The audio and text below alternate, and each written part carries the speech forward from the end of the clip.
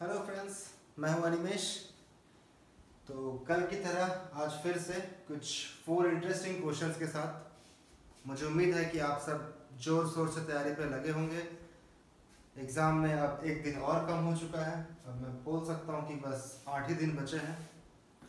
So hope for the best. Coming back to the topic, ज़्यादा time waste नहीं करूँगा। तो आज का हमारा जो क्वेश्चन है, जो इम्पोर्टेंट क्वेश्चन है, वो है परसेंटेज से।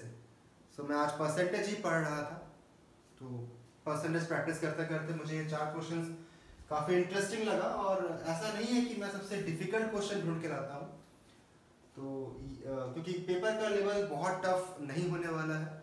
तो जो लेवल है पेपर का, उसी लेवल के ये क्वेश्चंस हैं जो मैंने सॉर्ट आउट किए हैं। कल का जो मेरा वीडियो था रेशियो एंड प्रपोर्शन पे, उसमें काफ़ी अच्छा फीडबैक मिला है, लोगों को पसंद भी आया है। तो उसी तरह मैं आज का जो 4 क्वेश्चन है वो परसेंटेज से है। और बिल्कुल अगर आपका कंसेप्ट क्लियर है परसेंटेज का, या आप इसका सोल्यूशन देख लेंगे, तो मुझे उम्मीद है कि आप परसेंटेज से आया हुआ क्वेश्चन तो एग्जाम में छोड़ के नहीं आइएगा, वो सॉल्व हो ही जाएगा। और एक क्वेश्चन तो परसेंटेज से बिल्कुल बनता ही है। तो आइए फोकस करते हैं, देखते हैं क्या बोल रहे हैं। If the price is increased by 10% and the sale is decreased by 5%, then what will be the effect on total? I mean, effect on the income. So the thing is, the price is increased by 10%. तो ऐसे case में अगर आप initial price को x मान लीजिएगा तो solve तो होगा, लेकिन उसमें इक्वेशंस बनेंगे, टाइम ज़्यादा लगेगा और गलती के चांस भी ज़्यादा हो जाएगा। तो जब भी आपके पास डेटा और दोनों डेटा परसेंटेज में दिया हो, उस केस में आपको हमेशा जो आप x की जगह को 100 अज्यूम करना है। तो लेट्स अज्यूम कि initial price was 100 and initial sale was also 100. In that case, our turnover will be equal to, I can say, 10,000. Or as per the question, the price is increased by 10%. So 10% of 100 will be 110, and the sale is reduced by 5%, so it will be 95. So our turnover will be somewhere around, we can say 11 into 95, which is equal to 10450. Yes. So this is the effect on turnover. तो यहाँ से हमें ये तो बिल्कुल clear हो गया है कि हमें प्रॉफिट ही हो रहा है। मतलब प्राइस को 10% इंक्रीज करके अगर सेल हमारा 5% डिक्रीज होता है, तो इस केस में हमें प्रॉफिट हो रहा है। Profit how much? Profit is 450. So we are on the positive side, 450। तो अब हमें निकालना है profit percentage. So 450 is the profit. Now to find out the percentage we have to focus कि वो प्रॉफिट किस पे हो रहा है। तो हमारा 450 प्रॉफिट हो रहा है 10,000 पे, right? So we have to divide 450 by 10,000 into 100 to find out the percentage. So 1 2 3 1 2 3, so which is equal to 4.5% profit. So option पे है हमारे पास 4.5, ऑप्शन नंबर डी हमसे टिक कर देंगे। तो मैं आपको समझाने के लिए थोड़ा स्लो बता रहा हूँ, बट इस तरह के क्वेश्चंस को सॉल्व करने के लिए आपके पास एग्जाम में, ट्रस्ट मी, 20 से 25 सेकंड्स होंगे। You can not afford more than that much time in such questions. ये काफ़ी इजी क्वेश्चंस हैं बट ट्रिकी हैं। आपको कंसेप्ट पता होगा then you can solve it, otherwise आप इस पे खो जाएंगे। आप पहले उसको x मानेंगे, फिर x का 10% प्लस करेंगे, 5% माइनस करेंगे, आपके पास 2 इक्वेशन बन जाएगा, फिर उसको सॉल्व करेंगे, तो टाइम टेकिंग हो जाएगा वो। सो कोई बात नहीं, चिंता की कोई बात नहीं है। तो इस तरह से आप इसको इजीली सॉल्व कर सकते हैं in just 2 steps. Okay, next question. Next question is, what single discount is equivalent to 2 successive discount of 10% and 15%?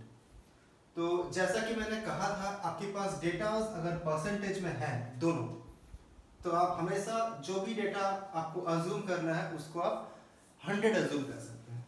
तो इस केस में अगर मैं मानूं कि मेरा इनिशियल प्राइस वाज 100, मेरा इनिशियल प्राइस 100 था, after the first discount of 10% it will B 90। इसमें कोई जरूरत नहीं है कैलकुलेशन का, ओके। एंड अगेन अगर मैं 15% और डिस्काउंट करूं as per the question, because second discount is 15%, so we have to find out 15% of 90. So we will quickly find it out. 90 into 15 by 100. So here 10 gone, 5 3s are 15 and 5 2s are, which is equal to 27 by 2, which will be equal to 13.5.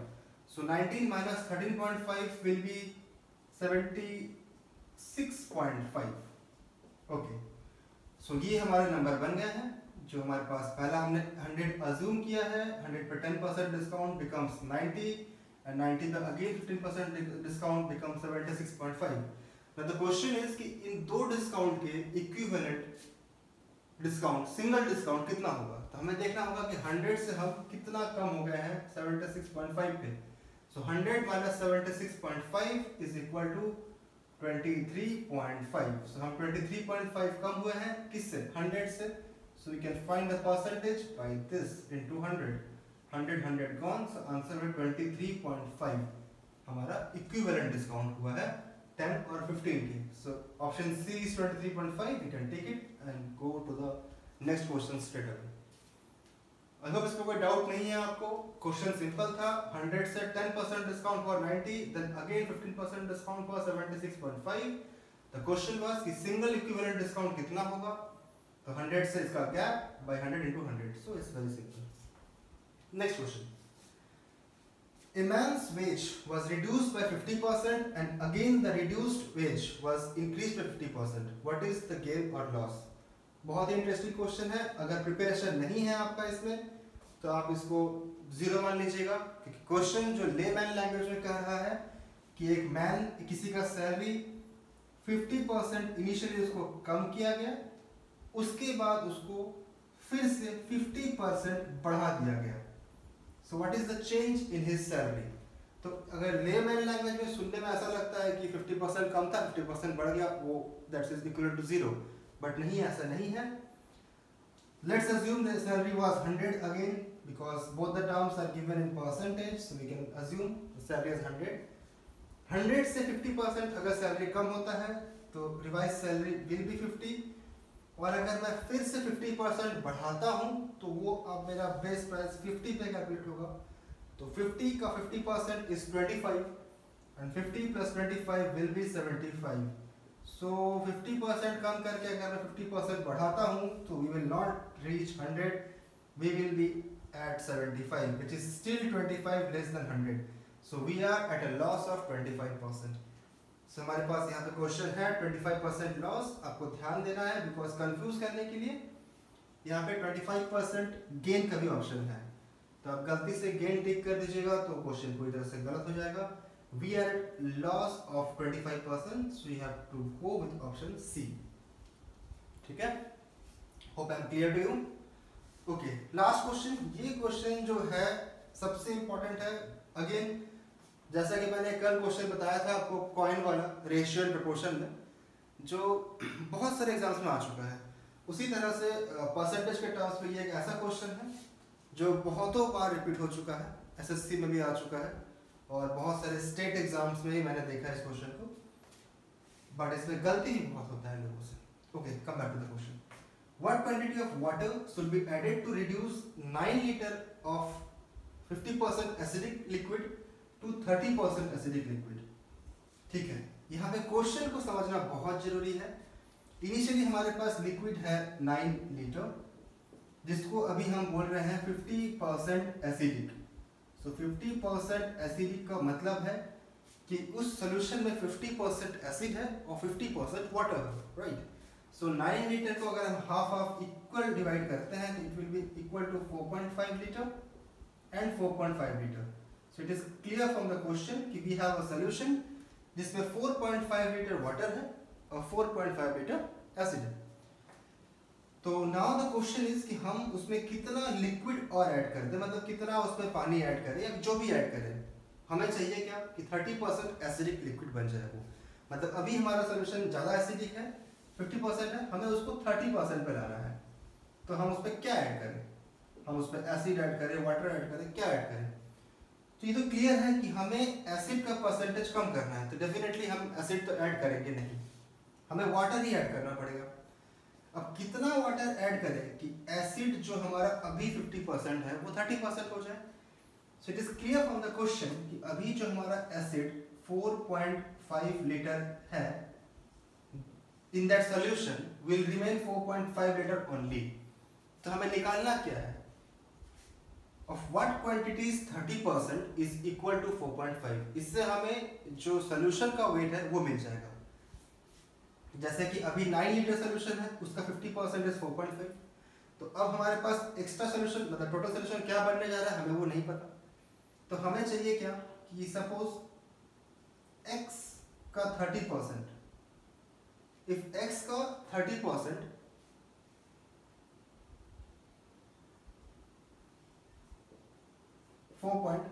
है, मैं ये suppose कर लेता हूँ कि x quantity का 30% मतलब x into 30/100 is equal to 4.5।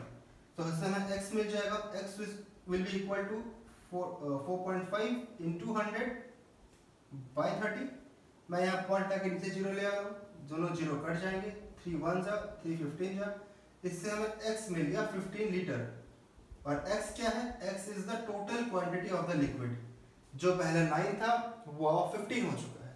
तो इससे ये क्लियर होता है कि अगर 9 लीटर के लिक्विड को हम 15 लीटर कर दें और हमारा एसिड 4.5 लीटर ही रहे, तो हमारा वो मीडियम लिक्विड सॉल्यूशन 30% एसिडिक कहलाएगा। तो हम 9 को 15 कैसे करेंगे, by adding 6 litre of water. So it's very simple, we have to add 6 litres of water, which is option A. मैं क्विकली इस क्वेश्चन को रिकैप कर देता हूँ। 9 लीटर का लिक्विड सॉल्यूशन था जो 50% एसिडिक था, जिसका मतलब होता है 50% वाटर एंड 50% एसिड। हम उसमें कितना पानी मिलाएं तो कि हमारा वो सॉल्यूशन 30% एसिडिक बन जाए। तो इससे क्लियर है कि हम एसिड को तो बिल्कुल नहीं छेड़ेंगे, we are not going to add any more acid in that solution. So only thing we are left with is water, so we have to add water in that. So how much, so we have to find out कि of what x का कितना percentage is 4.5। सो हमने निकाल दिया कि x will be 15 litre. So from 9 to 15 हमारा journey है 6 litre का। So we have to add 6 litre of water in the solution to make it 30% acidic. अगर किसी भी क्वेश्चन में कोई डाउट हो तो आप मुझसे पूछ सकते हैं कमेंट पे, ऑफ कोर्स अभी लाइव तो है नहीं। और भी कुछ अगर डाउट हो इस परसेंटेज के टॉपिक से, या अगर आपके पास कोई इंटरेस्टिंग क्वेश्चंस हो तो आप प्लीज कमेंट में शेयर करें, we can read together. Actually मैं ये साथ पढ़ने की कोशिश कर रहा हूँ, आपको तो फायदा होगा ही होगा। If you can spend 15 minutes daily in this video, आपका रिवीजन हो जाएगा और आपको पढ़ाते पढ़ाते मेरा रिवीजन हो जाएगा। So it's both hand profit, आपका भी है मेरा भी है। तो ठीक है, प्लीज फोकस ऑन दिस, ज़्यादा टाइम नहीं वेस्ट करूँगा। मुझे उम्मीद है आप सब प्रिपरेशन में बिजी होंगे। तो ये था परसेंटेज, और कल मैं आऊँगा कुछ और नए टॉपिक के साथ। तो प्लीज लेट मी नो आपको ये वीडियो कैसा लगा, like share and subscribe. Okay, thank you so much, hope for the best. 8 days left to the exam, MGNF, all the best।